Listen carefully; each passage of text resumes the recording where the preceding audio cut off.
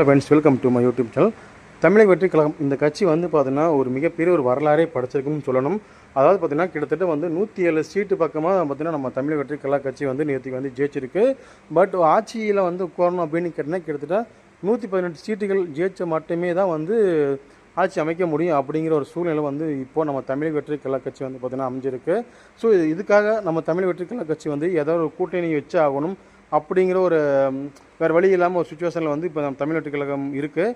But அதனால் என்ன பண்ணுறாங்கன்னா தமிழ் வெற்றி கழக கட்சி தலைமை வந்து உடனே தமிழக வெற்றி கழக கட்சியில் இருக்கிற மொத்த எம்எல்ஏக்கும் வந்து பார்த்திங்கன்னா பனையூர் வந்து வர சொல்லியிருக்காங்க.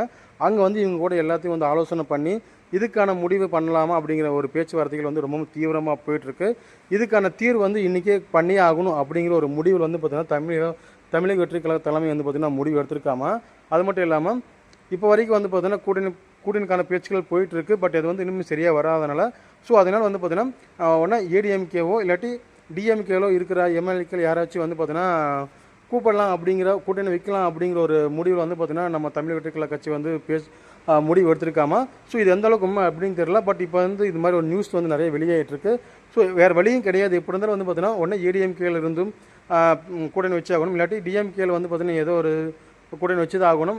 அதனால் வந்து பார்த்தோன்னா அப்படி எதாவது வச்சால் மட்டுமே தான் நம்ம தமிழக வெற்றி கழக கட்சி வந்து பார்த்தோன்னா ஆட்சி அமைக்க முடியும். அதனால் வந்து பார்த்தோன்னா இன்றைக்கிக்குள்ளே எப்படியாவது நம்ம தமிழக வெற்றி கழக கட்சி வந்து கூட்டணி வைக்க போகுது. ஆனால் எந்த கட்சி கூட வந்து கூட்டணி வைக்க போகிறாங்க அப்படிங்கிறத இன்றைக்கிக்குள்ளே தெரிஞ்சிடும். அது வரைக்கும் பொறுத்து வந்து பார்க்கலாம்.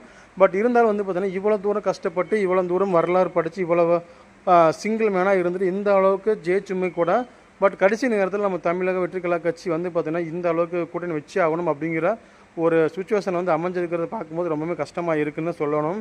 ஏன்னா ஒரு தனி மனுஷன் எந்த ஒரு கூட்டணியும் இல்லாமல் இந்த அளவுக்கு வந்ததே ஒரு பெரிய விஷயம். பட் ஆனால் இருந்தாலுமே இன்னும் 118 சீட்டு வந்தால் மட்டுமே ஆட்சி அமைக்க முடியும் அப்படிங்கிற போது வந்து பார்த்தீங்கன்னா கண்டிப்பாக அவருக்கு ஆரம்பத்துலேருந்து ஏகப்பட்ட பிரச்சனைகள் வந்தாலுமே இப்போ கூட வந்து பார்த்திங்கன்னா இந்த மாதிரி ஒரு சுச்சுவேஷன் அமைஞ்சிருச்சு. பார்க்கலாம். இன்னும் கொஞ்சம் நேரத்தில் வந்து பார்த்திங்கன்னா நம்ம தமிழக வெற்றி கழக கட்சி வந்து பார்த்தீங்கன்னா இப்போது இருக்கிற எம்எல்ஏ கிட்ட எல்லாத்துக்கிட்ட பேச்சுவார்த்தைகள் போயிட்டுருக்கு. சீக்கிரமாக இதுக்கான ஒரு தீர்வு கிடைக்கும். நம்ம தமிழக வெற்றி கழக கட்சி வந்து எந்த கூட்டணி வைக்க போகிறாங்க, யார் கூட கூட்டணி வைக்க போகிறாங்க அப்படிங்கிறத பொறுத்து தான் பார்க்கணும். ஓகே ஃப்ரெண்ட்ஸ், இப்போது நம்ம தமிழக வெற்றி கழக கட்சி வந்து இப்போ யார் கூட கூட்டணி வச்சா நல்லாயிருக்கும் அப்படிங்கிறத நீங்கள் கீழே கமெண்ட்ஸில் கமெண்ட் பண்ணுங்கள். உங்களுக்கு இந்த வீடியோ பிடிச்சா லைக் பண்ணுங்கள், ஷேர் பண்ணுங்கள், சப்ஸ்கிரைப் பண்ணுங்கள்.